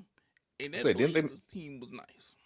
Because I want to say that Thunder team basically made the finals the next year. Yeah, I want to say that Yeah, Thunder team, yeah, yeah, they made the finals the next year. exactly. They knocked off the Lakers, if I'm not mistaken. They knocked off the Lakers to get to the Mm, to get to the Heat that year. So that correct. shows you how good that team was. So No, like I they said, knocked off the Lakers and the Spurs there and the you go. Mavericks. Yeah, that's what I'm saying. They Yeah, were that good, and the Mavericks had to beat them the year before, and they had to beat the Lakers, and they had to beat the Portland team and round one. and they came into the season as a plus 2,000 to win the championship. There you go. No, no, no. You know what? I'm convinced. I'm with you. Like, no, Dirk basically it might be the hardest run. Like, y'all Yeah, look, y'all gonna have to tell us if my boy is wrong because I'm with him. I I'm can't think standing of with a this. run harder than that to get to Yeah, to get to this, like, to the champion tell and us win the tell us in the championship. chat. Tell us in the chat. Yeah, yeah. Like, yeah, Trust me, this is probably gonna be a short somewhere. So whenever you see this short, you go ahead, you leave a little comment in the show. We gonna bring it see on it. in. Come to Yeah. Blue Sky. Come to Facebook. Yeah, Tell us you where we're bring it wrong. on in. But I think it's there. I think it's there. Now we gotta talk one more thing, bro, before we get up out of here, because I know y'all like, oh, them boys carrying on today. Yeah, you right. We be carrying on here. Okay, WWE. Okay, Mhm. Rob, I know that you know you've been catching up, but let me tell you what I saw on SmackDown. I got a little taste of some ruthless aggression the other day on SmackDown. I saw a lot of attitude. I saw a lot of swagger. I saw a lot of character. Me and you talked about it before the show. We had Mhm. wrestlers, but now we got wrestlers that have come into their own. They finding their groove. They got their gimmicks down. They showing their personality. And I'm gonna start with this. Trick Williams, his aura with his feet up on the commentary table while Sami Zayn and were in the ring. Sami Zayn and Aleister Black, and he had his feet up there with his all white on, with his fur coat, and I was imagining that's what Rick James used to post up in people's apartments and in houses with his feet on the table. How he was sitting up there, feet up. Sammy had to go out there and attack him. Now it did call Sammy the Master because he rolled back in there and got caught by a black mask from Aleister Black, and it was over with after that. But it was the aura of Trick Williams. Trick Williams he's aura farming on the highest of levels, and I believe that what we're seeing, and I know some people aren't gonna like how I'm gonna phrase this, but it's not saying that it was a total down there.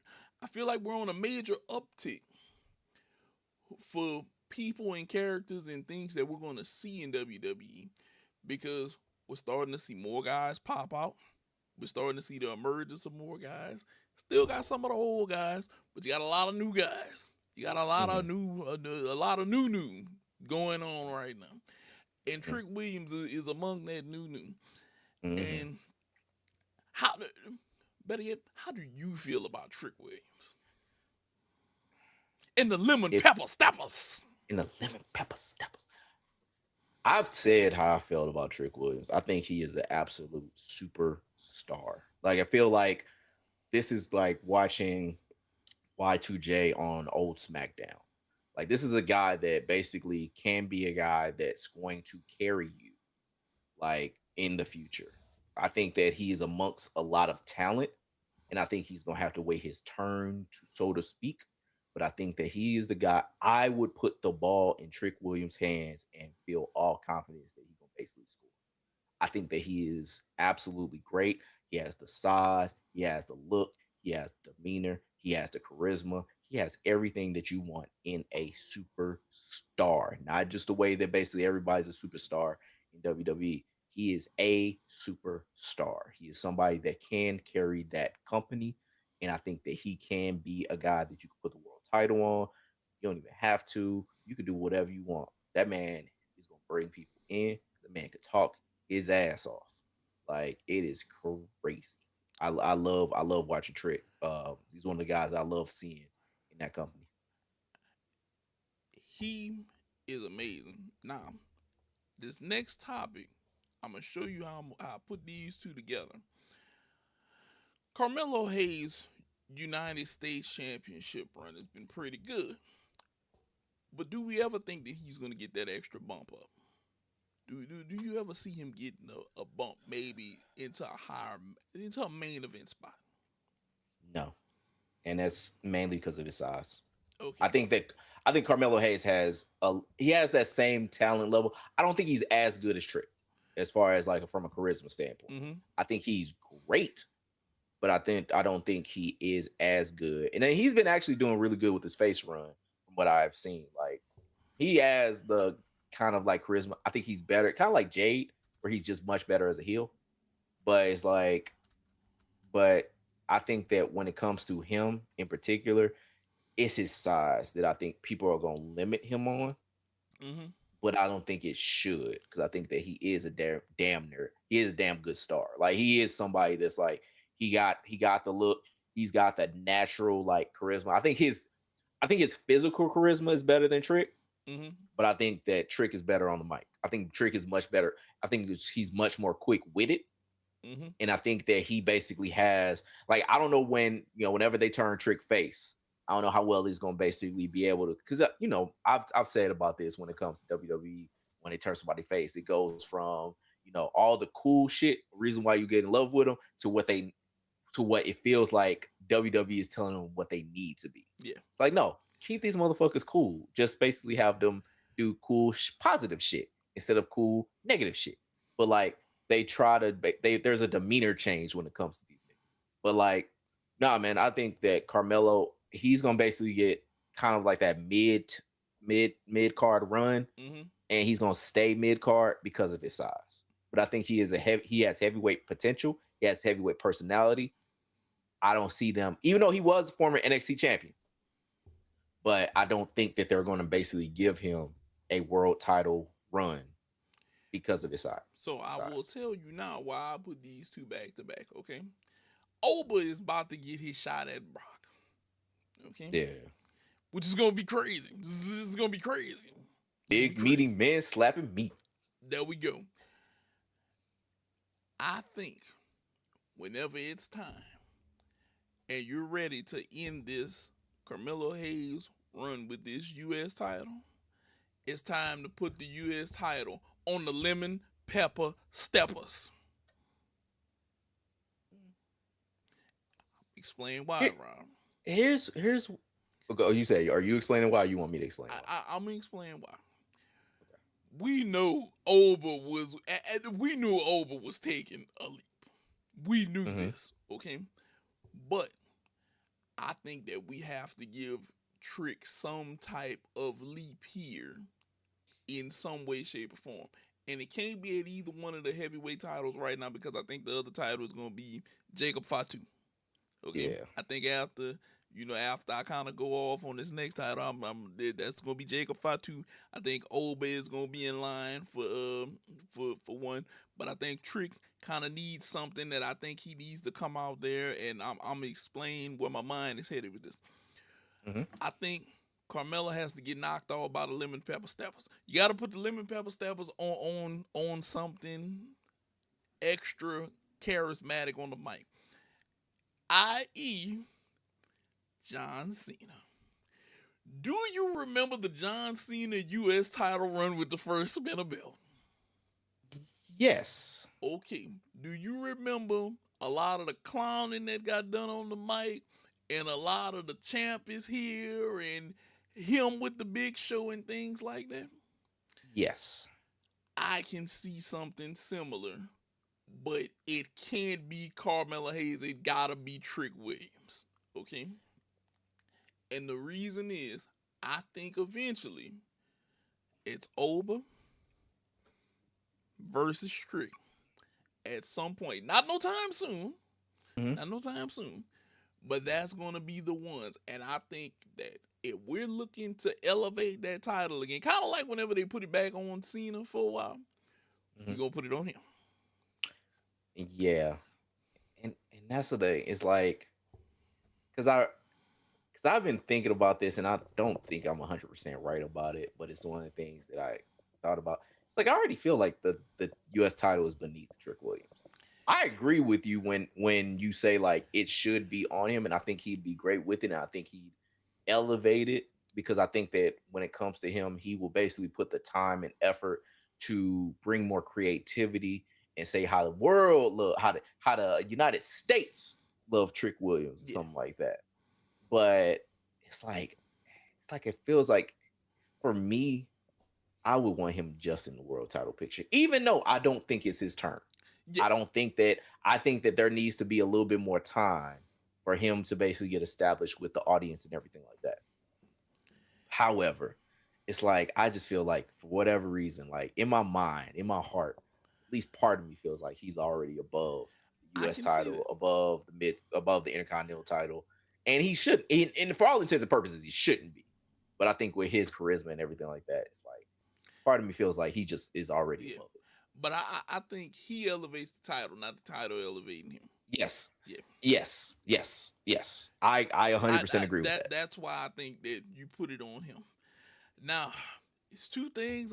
Is one thing I'm gonna get into with this next one, and I'm apologizing to you, Drew McIntyre, before I say what I'm gonna say after I say the first part.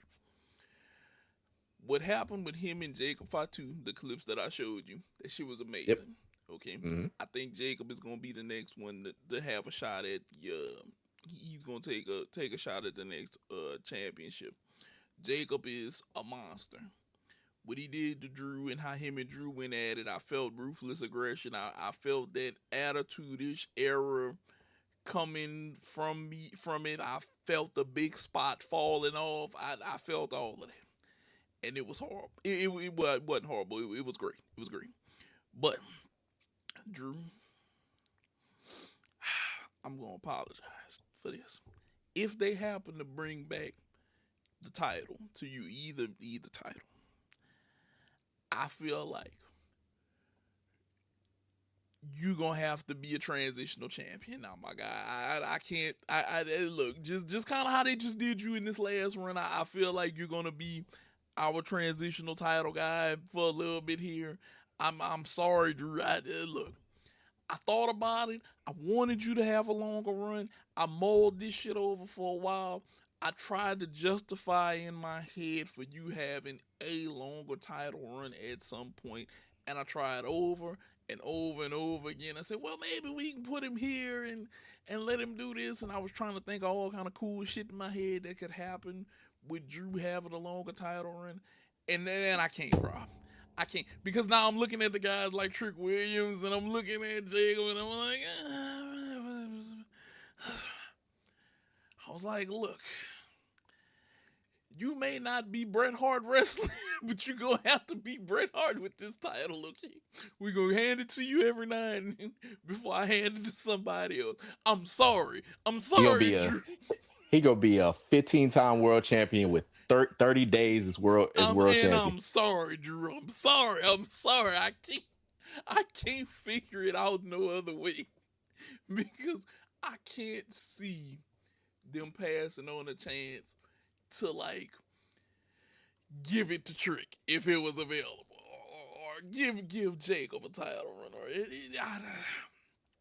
I'm sorry. I just can't. I've been trying to justify it in my mind to say, okay, Drew, I'm gonna slap the title on you, but I know Brock not gonna be here much longer, and I know Ober's gonna take his spot, and I know Gunter is looming somewhere, ready to either end Brock's career, and he's eventually, even though he says he wants to make people ready, I know that he's gonna have to touch the title a couple more times before he decides to leave or be done with wrestling. And I'm looking at everybody else. And I'm like, Drew, you're towards the bottom of the list, but you're really good. And you're good enough on a mic that I could slap this on you for a month or two and then give it to somebody else that's going to get it. And I'm sorry. I'm sorry, Drew. Especially after the shoot with Jacob Fatu. I'm like, Jacob got to go over. I need Jacob to go get a title now. I can't. I mean, he'll be all right.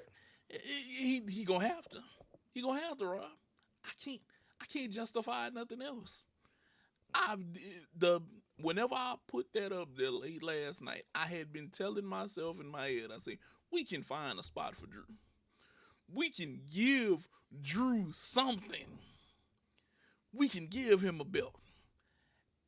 I was trying to come up with fictional tag teams for him to have a belt drop. I was trying to give him a tag partner, and I couldn't even do that. I couldn't even do that. It'll come sooner or later.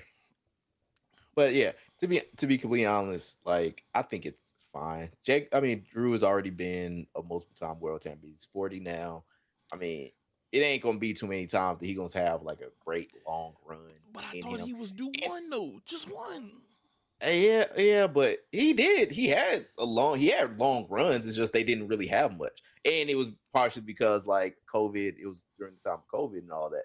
Like he held it down for COVID time, and he had long runs. It was just that we weren't really on him like that. But that's partially because nobody got a ceiling. I think that he's a great. I think he's great, and I'm not saying that he's not He great, didn't but I get the think light that though, Rob. He didn't he's get the great. light. He's great, but Jacob Fatu was younger, which I didn't realize Jacob Fatu was younger than me. I would have thought that nigga was 40. That nigga is 33. Yeah, yeah. That nigga is I if you would have gave me, if you would have said, Rob, I'll give you this $1,000 sitting right here. If you guess Jacob Fatu's age, I would have said 41. I just for some reason think this nigga is older. That nigga is like much younger than me. Yeah. Like either way, that's me being distracted. Yeah, man, look, he's just gonna have to move up the fucking way, and this be fine. Like the thing about the championship, the thing overall with any kind of WWE title, it's a prop. It's something to basically be a vehicle for you to basically get to the next thing. So Yes, it is. if Drew is the one to basically if that's the thing for get Drew to keep his relevancy to get to the next thing, it's fine. He ain't got to have no long title run. His WWE Hall of Fame plaque has already been basically made. But I get it. I understand wanting him to have a run because he has been consistently great in the time that he's been back since he got fired. Like he's been consistently outright great. Period. Whether it was in NXT, whether it's been on the main roster, he's been great. Great. Nothing less than great. But there's greater. Jacob Fatu is that dude, and I think Jacob Fatu should be a world champion consistently. He should have that long run because of how great he is. Yeah, it's coming. It is coming. Look, me and you talked about it. Wrestling is in very good hands right now. Yeah, there's plenty of talent everywhere, up and down. But you know, it's gonna be great. Especially after what I saw on SmackDown, I was like, yes, getting my Napoleon Dynamite on, just yes. But it's cool though. It's cool. Now, before we get up out of here, I have a question for you guys, and I want you guys to also engage with this. Who are your current favorite WWE wrestlers and why? Not old people. Like I'm not saying I want people who are active right now. Who are you picking? Matter of fact, Rob, who's your favorite right now? Probably Trick. Probably Trick. Either between Trick and but really between Trick and Javon and Oba. Yeah, I'm kind of in the same boat, Oba and Trick, because Trick is like the empowerment of me saying lemon pepper steppers everywhere. Like if you don't move, before I put my lemon pepper steppers upside your head, or watch out, I'm coming through with the lemon pepper steppers on my feet. I can just say lemon pepper steppers like Trick Williams in multiple scenarios, and it just makes me happy to say that. But he's definitely there. Him, Oba, Jacob is there. We're gonna be good. We're gonna be good for wrestling. We're gonna be good. Yeah.